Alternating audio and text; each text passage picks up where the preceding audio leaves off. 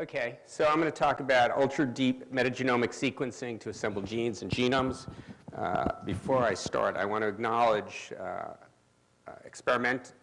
two computational biologists, Alex Szabo and Zhang Wang, and an experimentalist, Matthias Hess, who really drove this project. And this very much is a work in progress. And so the background to it is, we in the DOE are interested in cellulosic biofuels. And many of the talks that we've heard throughout today and tomorrow and yesterday relate to this. The generation of feedstocks, organisms involved in the deconstruction, organisms involved in how to build new fuels. And we need to get better at each of these steps for this to become a real alternative to fossil fuels. And so one of the weak links in this process, bottlenecks, is the deconstruction of biomass. And it's been put on the planet to live for hundreds of years, and it's recalcitrant to our attempts to deconstruct it. The marsupial, a wallaby, there's a bird that we're looking at, a variety of different insects, termite, but there are other ones that we're looking at, dung beetles and leafcutter ants. And even there's a mollusk. There's a shipborer worm that's good at that. And in addition, we're looking at some environments, decomposing wood chips and compost. What I'm going to talk about is this familiar character, the cow. And the cow rumen as an experimental system has some very nice features for studying deconstruction. It's easily accessible. The fistulated cow is basically a surgical procedure, makes it easily, the rumen accessible. Different substrates can be inserted, and so what you can do is you can put different things into a nylon bag and then put it in the rumen and then come back and you can put several nylon bags. In fact, there's 100 liters of volume in there. This is not like getting microbiota from a termite, I always like pointing out to Phil. And samples can be inserted and removed anytime. And let me point out Matthias Hess, who has his up to about his elbow in cow rumen. And this is the nature of the JGI. We don't get to go on ocean cruises. Mostly, mostly tubes of DNA arrive in the mail, but occasionally we get to go out in the field. It's sludge or rumen. Anyway, so the overarching questions we were interested in exploring the system is, can cow rumen deconstruct specific bioenergy feedstocks? We're very interested in focusing on switchgrass in this particular project, and if so, can we identify the specific organisms? Cows don't normally eat switchgrass, and so the system doesn't work if we can't get them to deconstruct that. Can we derive full-length functioning cellulolytic genes from metagenomic data? Can we reach into metagenomic data, pull out full-length genes, and show that they work? And that's really the major goal of this. And then here the pipe dream is can we assemble genomes from metagenomic data? Can we realize that most of the organisms there are unculturable or difficult to culture. Can we just extract their DNA and assemble their genomes? And so the first one is, can cow rumen deconstruct switchgrass? And what I'm showing you to the left is dry switchgrass. It's put in one of these nylon bags. Matthias reaches his hand into the cow and comes back 72 hours later, and the material looks like the far right. Looks like it's deconstructed. You can look under an electron micrograph at different time points, and you can follow the process and see the disorganization of the cell wall after the 72-hour incubation. And then you can chemically look at it, and quite clearly switchgrass fiber is degraded, and you look at the chemical composition, the dry weight, and clearly cellulose and lignin are diminished. And so it is deconstructing it. One of the questions we asked are the microbial populations that adhere to a particular biomass specific for it? Are there, we know there's a diversity of organisms in the rumen. Are specific ones adhering to the particular substrate we put in? And so we looked at that as we looked at alfalfa, which is very protein rich. We put that in a nylon bag. We took switchgrass, which is lignocellulose rich, put that in a nylon bag, put both nylon bags in the same cow. So you cannot do this in a termite.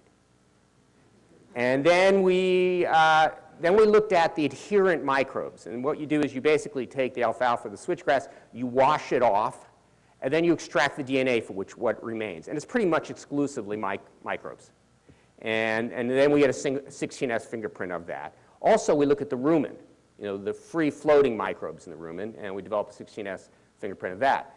And just to be sure that what we're looking at is not specific for the particular cow we're looking at, but rather specific for the substrate, we did the same experiment in cow 2. Okay, and then we compared, and looking at the 16S data, doing principal component analysis, and here are the results. And what you see is that the blue, the switchgrass, from both cows, the circle and the square are clustered together. The rumen fluid, on the other hand, clusters to a different place, as does the alfalfa. And so this, as well as other data, suggests that there are specific communities that become adherent to these substrates. And it depends on what the substrate is, and it's different from the rumen fluid. And so we looked deeper at the switchgrass and the rumen fluid. And here's another way of analyzing this, and this is the relative abundance of the rank abundance of the different phylotyping, and this is using 454. And what you're seeing is the top 100 or so microbes and their relative abundance, microbial phyla. Then we did the same thing with that which is adherent to the switchgrass. And in green is what's adherent to the switchgrass. And what we see is most of the microbes that are present in the rumen, but that we see an abundance, an enrichment of certain microbial phyla. And so you can see that there are peaks of things that are adherent to the switchgrass are dramatically increased, certain phyla. And okay, the next question has to do with the complexity. And how complex is this microbial community? And we worked a couple of different microbial communities. One we did many years ago with Jill Banfield, and that was looking at an acid mine drainage site. And that was quite a simple community. There were basically 5 predominant members. With a little bit of Sanger sequencing, we could assemble get draft genomes for most of them. We've also looked at some Minnesota farm soil. This is Susanna Tringe, or studied by Susanna Tringe. And that was a very complex environment with tens of thousands of operational taxonomic units. And so where does the community adherent to the switchgrass lie? It's about sort of in the middle. It's a pretty complex community. There are probably about 600, at least 600 OTUs relatively in this. And so it's a complex community. It's not an infinitely complex community. And so the conclusion so far is that cow rumen is able to deconstruct switchgrass. It can break it down. The community of rumen microbes adherent to switchgrass is highly diverse, but there's enrichment for some of the phylogenetic groups occurs. And so the data suggests, but doesn't prove, that the switchgrass adherent microbes may be enriched for organisms playing an active role in switchgrass deconstruction. And so the goal was to really do deep metagenomic sequencing, and whether we were going to do it on the rumen or whether we were going to do it on the adherent microbes. From the data we had, we decided we were going to look at the adherent microbes. And we've generated about 67 gigabases of data so far. We probably have another 100 gigabases that's coming. We've analyzed about a third of this. And the forms of the data we've generated is both, some of them were 200 base pair inserts that we sequenced 100. This is all Illumina sequencing that we sequenced 125 base pairs in. And so we're generating sort of 200 base pairs fragments of sequence. We also looked at jumping libraries, 5 KB and 3 KB. And that we, again, sequenced in about 200, about 75 base pairs from the ends. And so this is the data we generated. Just to give you a sense of the scale, getting back to the termite, we fielded this termite study a few years ago. They generated 62 megabases of data. It was probably a similar complexity of community. They were able to get bits and pieces of a lot of genes, as well as getting the various phylotypes. Okay. In this study, we're generating about 1,000-fold more data. And so we're hoping for more than just bits and pieces of genes. And so the question is, can we derive full-length functioning cellulolytic genes from the metagenomic data? And there's a couple of ways to reach into the data, but the way we have the most results from so far is to take known genes that are involved in the breakdown of cellulose. And going to the databases, there's about 500 genes that fit in the categories of endoglucanases, cellulobiohydrolases, and glucosidases. And so we took all the known genes that are known to break down cellulose and used them as our bait or as our hook to go into our metagenomic data. And so what we did is we had the known enzyme. We then blasted that against our metagenomic data set, and we would pull out a contig from that. We'd look back to the known enzyme and see if we had a full-length gene. If we didn't, we'd go back. And it'd be a continual iterative process where we'd keep on attempting to extend the gene that we had by going back into the metagenomic data. And in some ways, we are looking under the light post because we're taking a known, but it's really the first, once we use that sequence to reach in, we're then building onto it things that don't need to match anything other than to have an overlap with the contig that we've initially built. And so this is the way the contigs grow. You can't really see this, but this is about 3,000 here. And so eventually the contigs in general around these genes grow to about 4,000 base pairs. Then the iterative process doesn't get us any further. But it's pretty close to a full-length gene. And so from this data, the various steps in the breakdown of cellulose to monomeric sugars is we've been able to add large numbers of endoglucanases, cellulobiohydrolases, and glucosidases. And previously, as I said, there have been known to be about 500 of these. We have so far here about 287, but I think we will be tripling this number. So we will dramatically increase, just from this one experiment, the number of cellulases known. Okay, so that's good. Clearly, we can pull out what we think are full-length genes, but in reality, these are just 75 base pair pieces of DNA that we're trying to assemble into what we think is a real gene. And so the first question is, are the genes that we're predicting from this sort of computational analysis of metagenomic data real? Do they really exist in the microbes that are adherent? Are they novel? That's what we really want, because really the goal of this kind of project is to identify really novel things with cellulolytic activity, because they may have properties that we don't have in the ones that we already know. And then do they encode functional cellulolytic enzymes? Do they really work? And so with regard to are the predicted genes novel, the way we looked at that was that we developed primers for 298 of them. We then amplified the metagenomic DNA that we had extracted from the adherent microbes. And so we amplified the total mass of DNA that we then went on and sequenced with these primers. And then what we saw from that is about 70% of the amplified product were the right sizes, suggesting that the primers were matching the ends of what were real genes. And we also sequenced so far about 30 of them. And of the 29 that we sequenced, 27 of them gave us pretty much identical sequences to what we were predicting. And so we have a fair amount of evidence suggesting that a large fraction of what we're assembling is, in fact, representing a real gene that's present in the adherent microbes. And the next question is, are they novel? Are we just pulling out what we already knew about?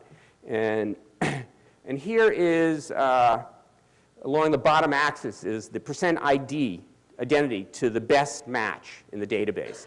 And to the right hand, these are the knowns. And so this is 100% identity to something. But we're really interested in the ones at the other end, which have minimal, 20 to 30 to 40% identity, because these are quite novel. Okay, so we have a lot of genes, they're real, many of them are novel, do they work? And so in order to do that, we carried out functional assays, and this is where Matthias Hested, other than putting his hand in the rumen, did most of the work. And what he did is developed in vitro and in vivo expression systems for these genes, then carried out cellulose enzymatic activity assays. And he did that on 92 so far of these genes. And here are the results, here's what he tested. And so here's percent identity of what he tested. And so he tested ones that were quite close to the known genes, and these you'd expect should work. He also tested ones that had minimal identity. So he tested a total of 92, and of the 92, about a third, 34 of them, did have activity in this assay. And what is desired is not only do the known ones work, but also many of the ones that have minimal identity also work. And this is kind of an exciting result because now we have this new set of genes that have cellulolytic activity that have minimal match to previously identified genes. And so where we go with this next, we're in the process of doing, and this provides us an opportunity to identify more novel genes. And so we initially did this study by starting out with genes that had 100% identity and blasting that against the metagenome data set. And from that, we identified a fair number of genes that had much less identity. And now we have these genes that have minimal identity that we know are functional. And so we can go back to the data set and blast that with the hope that we will identify really quite novel cellulolytic genes with activity. And so the conclusions here is that we've dramatically added to the total number of known cellulases from the deep sequencing of switchgrass adherent microbes, and that about a third of our tested enzymes have cellulolytic activity, including many novel enzymes. And so we did this study so far focusing on cellulolytic enzymes, but now we have this very large data set that we have pipelines to reach in and pull out various different categories of genes. And so this provides and suggests that trawling deep metagenomic data is a successful strategy to add to the diversities of enzymes with desired activities. So we can go back and look for lipases or other things that people are interested in. All right, so the final question is, can we assemble genomes from the metagenomic data? That's the big question. What about the genomes? Okay, so we attempted to do this the way we would assemble a plant genome. We used there's a short read assembler, Velvet. We had big inserts, 3 kb and 5 kb ends, as well as smaller inserts that we use for building the contegs. There are a variety of different assembly parameters that you can use. You can decide the overlap length that you're going to demand, how big. You could decide on coverage that you could demand, and you could decide on coverage cutoff levels, how much coverage you needed to include to decide something isn't assembling into a contig. And so what we did is we took several different parameters and we did several assemblies and pooled them. And so the first one, with one set of assembly parameters, we developed a series of contigs. Second assembly parameters developed another series of contigs. Third assembly parameters developed another series of contigs. We then clustered all the overlapping contigs from these different assembly parameters, and with that eventually built the longest contigs from this data set. And so right now the assembly results, and these are the scaffolds that are connected by the big insert libraries, and the contigs lie under that. And this is looking at scaffolds greater than 50 kb, but let me focus on those that are greater than 100 kb. So these are big pieces of DNA. We generated 1,500 greater than 100 kb scaffolds from this. The total bases was greater than 300 megabases, a pretty unique sequence of contiguous stretches, all greater than 100 kb. The N50, half of them were at least larger than 230 kb, which were beginning to get towards bacterial size. And the biggest one was 2.4 megabases. And so the biggest scaffold we have is 2.4 megabases. None of these, the big ones don't match anything we've seen before. This 2.4 megabase, if you translate the genes into proteins, the closest matches, you have something from the Clostridialis group. But it's really not but it's something probably under that. That comes from just translating the nucleotides into amino acids into proteins. And this gives you a view of how big our scaffolds are, in that over here is the big one. This is the top 100 scaffolds. And then here you can see is a small one. But still, this is the 100th largest scaffold. It's still bigger than half a megabase. And so we're really getting beginning to assemble big chunks of DNA. And so the conclusions from this is that the most abundant 100 scaffolds appear to be uncultured organisms whose genomes have not been sequenced yet. And an important point, too, is in this study, we've done this on about 100 gigabases of data. And with the scaling of, drafting behind the interest to make sequencing cheap, connected to resequencing humans, pretty soon these metagenomic projects will be able to generate a terabase of data. And with a terabase of data, you're really going to get a fair number of assemblies from this. And so in summary, ultra-deep metagenomic sequencing, even with short reads, will likely increasingly become a method of choice to identify genes and characterize the genomes of uncultured organisms. And so we put, people in metagenomics, we like the concept that, we don't like the concept, we have to live with the concept that much of what we're looking at, we can't grow. But, and so we're coming up with snazzy ways to grow it or to isolate single cells. But brute force sequencing may be the way to begin to really characterize these genomes of that part of the biosphere that won't grow in our laboratories. And so let me end here and acknowledge once again Alex Zerbo, Matthias Hess, and Zhang Wang. And there's been a large number of people at the JGI contributed to this. And so let me stop and answer any questions.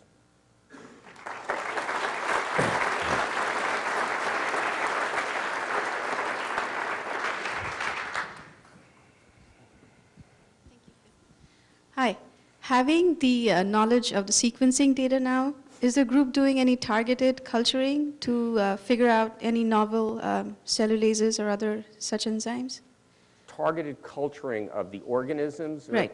We're not really, we're mostly generating the sequence data and using that to drive, some of the functional biology, but we're not doing very much culturing.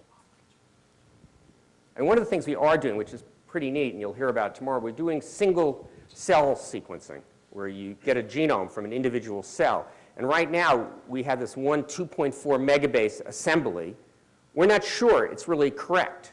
And so what we're now going is we're going to sequence that cell that we can PCR up part of that 2.4 megabase. We'll have a single cell, we'll have the entire assembly of that. We'll be able to go back and see whether what we think is one content really does come from a single genome. Eddy, nice talk. So you can sample the short reads together, so get a big context. So how do you know this is really true or not? Right. Or from the group of bacteria? Whether the content really is a contiguous piece of DNA or is it just an artifact of our assembly? Yeah, so that's, you do a lot of PCR, but I think this will merge very nicely with single cell sequencing, where you sort individual cells and wells, and then you do whole genome amplification of the individual cells and wells, and then you sequence that. And you use what you got from this sequencing to determine which well you want to sequence. And that's a single cell. And then from looking at the sequence content of that single genome, you'll see whether your assembly is correct or not. And so I think there are ways to eventually prove the integrity of what you think are your assemblies. Yeah, I was just curious, you had found these novel cellulases and checked them for activity. Do you know any quantitative data about how well those cellulases work compared to? Yeah, no, I think that's the next step. I don't know if the JGI will do it, but that is the next step. There is a goal to generate very novel cellulases. Because what we've done is we've done a lot of mutagenesis of known cellulases, and we haven't been able to increase their activity that much. So the hope is that getting novel ones will provide us with a substrate to get new properties, and so that's where that will go. You answered the question, how do you know that you have a full genome? Does it matter? If you're looking for unique enzymes, yeah. Who cares if it's the whole genome? Yeah. Is that an important part of this process, or is this validation of the biology? Yeah, no, I think that's a good question. We feel comfortable with that whole genome, and there are things to learn about things being linked. There are clusters of genes, there are processes that somehow by knowing their physical, where they are, that is helpful. But that is the true metagenomics approach to life. We don't care about assembling it. We just want to get the pieces. The whole thing is the assembly. Two questions, if I may. The first is, do you have a sense of how much better or how much more diversity in cellulases you're getting from a metagenomic approach as opposed to an expression library approach? And the second question would be, if you've gone back to the rumen and seen how many of the new cellulases that you're pulling out, are those the abundant ones in the rumen? In essence, how much do we already know? Yeah, right. I think this is much higher throughput than any kind of functional screen, because we're only going to be testing ones that have us a hint that they are active. And so what we have largely as far as cellulases now are ones that came out of, a big fraction that came out of functional screens. So we're adding a lot more to them. And whether, I think they probably, I don't know about how they fit with regard to their abundance in the room. We don't know that. Yeah, Eddy, have you had a chance to look for evidence of succession in the cow rumen? Microbial succession? Yeah, no, this cow rumen is a very nice system. We haven't looked at that, but those are the kind of things you could look at. You can measure the chemical composition of the material that's being broken down, and then you can see the microbes at those different stages. And in fact, you can put 20 bags in the cow and take them out at different times and look at the chemical composition of how much cellulase there is or lignase, and then look at the microbes at the different time points. And so those are, and you can get these cows in Davis. You mentioned that there is lignin degradation evidence in the data. Is there bioenergy production potential, like liquid biofuel production potential in lignin degradation? Sure, sure. But all the focus is on cellulose. So. Yeah, well, lignin, in places you can burn lignin. You can do other things. It's hard to think about breaking it down to use it as a sugar, as a substrate for, it's polyphenols, and so it's good for energy. I don't know if it's going to be used in biofuels. Have we grilled them enough? I don't think so. Do you have an estimate of how much SNP diversity you have? In other words, how low of an assembly did you have to go, stringency did you have to go to get these contigs? Yeah, well, we do. That's a good question, and we do sort of we do allow a fair amount of flexibility so that we can build the biggest contig we can.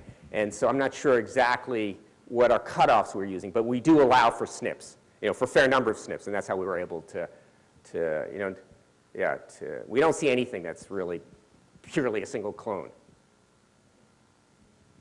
Have you had a chance, this may be premature, but have you had a chance to cross-compare what you're getting in terms of cellulases out of the cow rumen from the other cellulose-degrading metagenomes that you've looked at? Right. None of them have really been done to this depth, and so that will be something to be interesting to compare later on. But right now, none of them have really gotten this brute force sequencing approach yet.